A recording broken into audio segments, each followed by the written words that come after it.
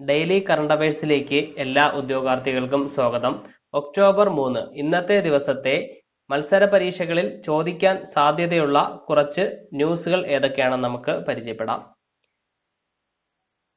ഹരിയാനയിലെ ഗുരുഗ്രാമിൽ 2-വേ cycle track നിർമ്മിച്ചതുമായി ബന്ധപ്പെട്ട ഒരു വാർത്തയാണ് ഇവിടെ കൊടുത്തിട്ടുള്ളത്. നമുക്ക് പരീക്ഷയിൽ വേണമെങ്കിൽ ചോദിക്കാൻ സാധ്യതയുള്ള ഒരു ക്വസ്റ്റ്യൻ ആണ്. 2-വേ സൈക്കിൾ ട്രാക്ക്, അടുത്തിടെ 2-വേ സൈക്കിൾ ട്രാക്ക് ഉദ്ഘാടനം ചെയ്ത സ്ഥലം ഏത് എന്ന് നമുക്ക് വേണമെങ്കിൽ ചോദിക്കാം. അത് ഗുരുഗ്രാം ആണ്. ഗുരുഗ്രാം ഹരിയാനയിലാണ്.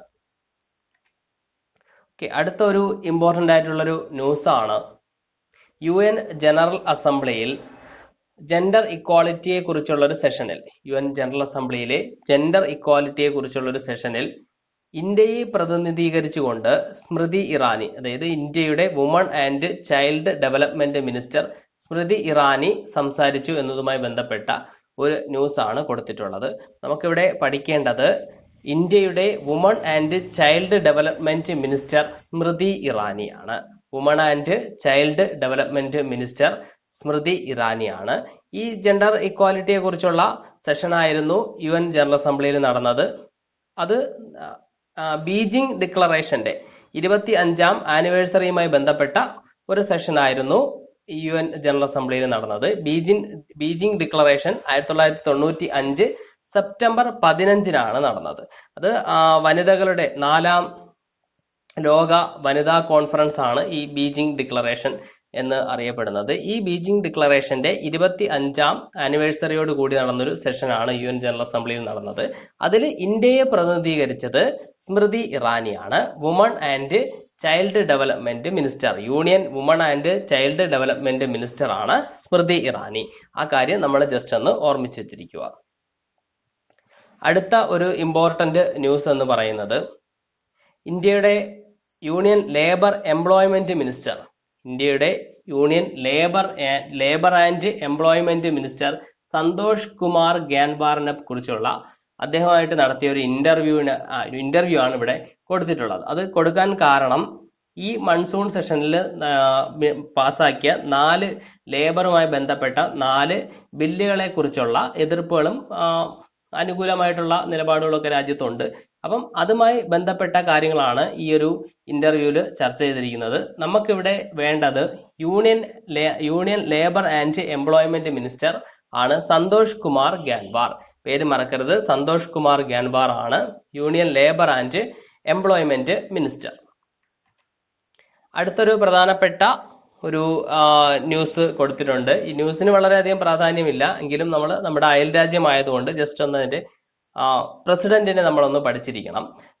മത്സര പരീക്ഷകളിലൊക്കെ ഒരുപാട് നമ്മുടെ അയൽ രാജ്യങ്ങളായിരുന്നാലും അതുപോലെ എന്തെങ്കിലും പ്രധാനപ്പെട്ട സംഭവങ്ങളൊക്കെ നടക്കുന്ന രാജ്യങ്ങളുടെ പ്രസിഡന്റിനെ ചോദിക്കാറുണ്ട്. അതുകൊണ്ട് നമ്മളത് പഠിച്ചിരിക്കണം. ഇത് മാലിദ്വീപുമായി ബന്ധപ്പെട്ട ഒരു ന്യൂസ് ആണ്. അതായത് മാലിദ്വീപിലെ ആക്ടിവിസ്റ്റുകൾ അവർക്ക് ഉള്ള ഫണ്ടമെന്റൽ റൈറ്റ്സുമായിട്ടൊക്കെ ബന്ധപ്പെട്ട ഒരു ന്യൂസ് ആണ്. അപ്പൊ നമുക്കിവിടെ മാലിദ്വീപ് പ്രസിഡന്റ് ആരാണ് എന്ന് പഠിക്കണം. ഇബ്രാഹിം മുഹമ്മദ് സാലിയാണ് മാലിദ്വീപിന്റെ പ്രസിഡന്റ്. ഇബ്രാഹിം മുഹമ്മദ് സാലി, മാലിദ്വീപ് പ്രസിഡന്റ് ഒക്കെ മുൻ PSC പരീക്ഷകളിലും മറ്റ് പരീക്ഷകളിലും ഒക്കെ ചോദിച്ചിട്ടുണ്ട്. ഇന്ത്യയുടെ അയൽ രാജ്യം ആയതുകൊണ്ടാണ്. അപ്പം മാലിദ്വീപ് പ്രസിഡന്റ് ഇബ്രാഹിം മുഹമ്മദ് സാലി. അടുത്തത് ഫ്രഞ്ച് ഇമാനുവൽ മാക്രോണിന്റെ ഒരു സ്റ്റേറ്റ്മെന്റുമായി ബന്ധപ്പെട്ട ഒരു ന്യൂസ് ആണ് ഇവിടെ കൊടുത്തിട്ടുള്ളത്. അതായത് ഇസ്ലാമിസ്റ്റുകൾക്കെതിരെ ഇമാനുവൽ മാക്രോൺ, ഫ്രാൻസിൽ ഇസ്ലാമിസ്റ്റുമായിട്ട് ബന്ധപ്പെട്ട് കുറച്ച് പ്രശ്നങ്ങൾ ഉണ്ട്. അപ്പൊ അതുമായിട്ട് ബന്ധപ്പെട്ടുള്ള ഇമാനുവൽ മാക്രോണിന്റെ ഒരു സ്റ്റേറ്റ്മെന്റ് ആണ് ഇവിടെ കൊടുത്തിട്ടുള്ളത്. അപ്പൊ ഫ്രഞ്ച് പ്രസിഡന്റ് ആണ് ഇമാനുവൽ മാക്രോൺ.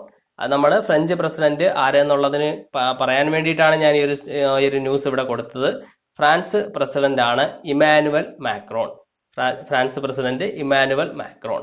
അതുപോലെ തന്നെ മറ്റൊരു പ്രത്യേകത കൂടെ ഉണ്ട്. നെപ്പോളിയന് ശേഷം ഫ്രാൻസ് ഭരിക്കുന്ന ഏറ്റവും പ്രായം കുറഞ്ഞ ആള് കൂടിയാണ് ഇമാനുവൽ മാക്രോൺ.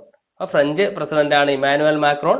നെപ്പോളിയന് ശേഷം ഫ്രാൻസ് ഭരിക്കുന്ന ഏറ്റവും പ്രായം കുറഞ്ഞ ഭരണാധികാരി കൂടിയാണ് ഇമാനുവൽ മാക്രോൺ. അടുത്ത ഒരു ഇമ്പോർട്ടൻ്റ് ആയിട്ടുള്ള ഒരു ന്യൂസിലേക്ക് പോവാം. അതായത് പേടിഎം, ഈ പേടിഎമ്മിന്റെ ആപ്ലിക്കേഷനെ ഗൂഗിൾ പ്ലേ സ്റ്റോറിൽ നിന്ന് ഒഴിവാക്കി. അത് ഗൂഗിൾ പ്ലേ സ്റ്റോറിന്റെ ഗൈഡ് ലൈൻസ് പാലിക്കുന്നില്ല എന്ന് പറഞ്ഞാണ് ഗൂഗിൾ പറഞ്ഞു. ഗൂഗിൾ പ്ലേ സ്റ്റോറിന്റെ ഗൈഡ് ലൈൻസ് പാലിക്കുന്നില്ല എന്ന് പറഞ്ഞ് പേടിഎമ്മിനെ ഗൂഗിൾ പ്ലേ സ്റ്റോറിൽ നിന്ന് ഒഴിവാക്കി.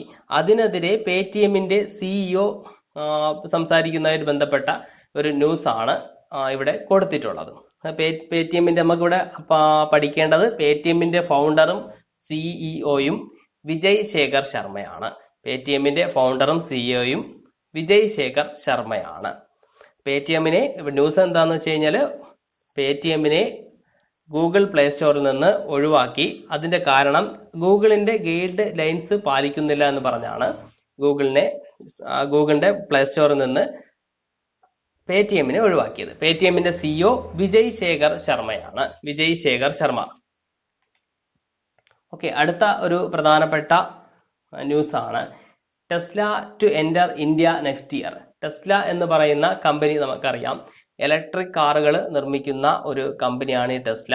ഈ ടെസ്ല കമ്പനി ഇന്ത്യയിലേക്ക് വരുന്നു എന്ന് പറയുന്ന ഒരു ന്യൂസ് ആണ് ഇവിടെ കൊടുത്തിട്ടുള്ളത്. ടെസ്ല കമ്പനി ഇന്ത്യയിലേക്ക് വരുന്നു എന്ന് പറഞ്ഞ ഒരു ന്യൂസ് ആണ് ഇവിടെ കൊടുത്തിട്ടുള്ളത്.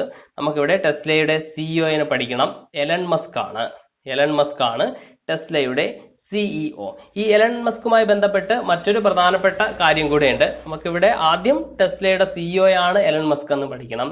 രണ്ടാമത്തെ പ്രധാനപ്പെട്ട കാര്യം സ്പേസ് എക്സ്.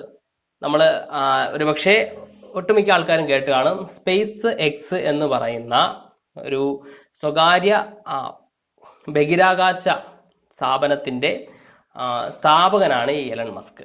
സ്പേസ് എക്സ് എന്ന് പറയുന്ന സ്വകാര്യ ബഹിരാകാശ സ്ഥാപനത്തിന്റെ സ്ഥാപകനാണ് ഈ എലൺ മസ്ക്. അപ്പം ഇത്തര കാര്യങ്ങളാണ് ഇന്നത്തെ ദിവസത്തെ പ്രധാനമായിട്ട് നമുക്ക് പഠിക്കേണ്ടതായിട്ടുള്ള കറണ്ട് അഫയേഴ്സ്. ഈ വീഡിയോ നിങ്ങൾക്ക് ഇഷ്ടപ്പെട്ടുവെങ്കിൽ സബ്സ്ക്രൈബ് ചെയ്യുക. നിങ്ങളുടെ സുഹൃത്തുക്കളുമായിട്ട് ഈ വീഡിയോ ഷെയർ ചെയ്യുക.